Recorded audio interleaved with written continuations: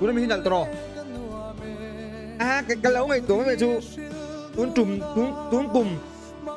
Christmas event thầu về nghe mò thầu về là cho nên đôi tay còn hơi lắc đó thì giải từ đến sớm nó sẽ đón xí zero sang à tê lên sang liền à tê mối mồi tê khai ăn lùa mất ăn vàng lại mang thật tụi bây sang vì đang watch party po anh om thâu anh ai còn live cái này chú cần ngâm lâu đi sao là cái tít toa mình strike lâu mà sẽ lâu tì lùi khăn nuông mía lâu mò nuông mía lâu guys tắc takin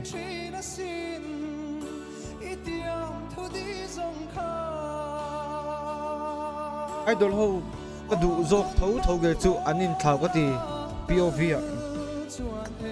nãy anh thảo lâu ấy tụi chúng ai còn nắn dài thiềm gì in chút thiềm lâu mi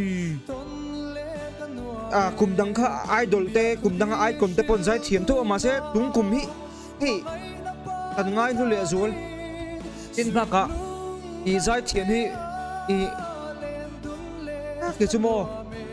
thiên hiền anh tên nghe áp bệ càng chết thì ta sẽ mình ta sẽ giải thiềm mà thằng người bộ giải thiềm cha cái gì rồi tiếng non lấy làm cho nên pa mình giải tiêu đâu có tiếng giải nên chú lung ngày nó thua thì giải chú ngày nào không lâu til event là tama tuka MPL final làm box ya ai còn làm box ya ta lung ngày na char BB lâu bầu là box nè cái gắn bùi gì đó mất mà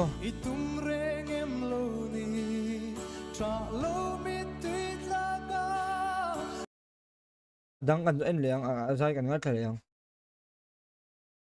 cần ngắt thời liền ô chết lo pin ting ting ting ting ting ting ting ting ting ting ting ting ting ting ting ting ting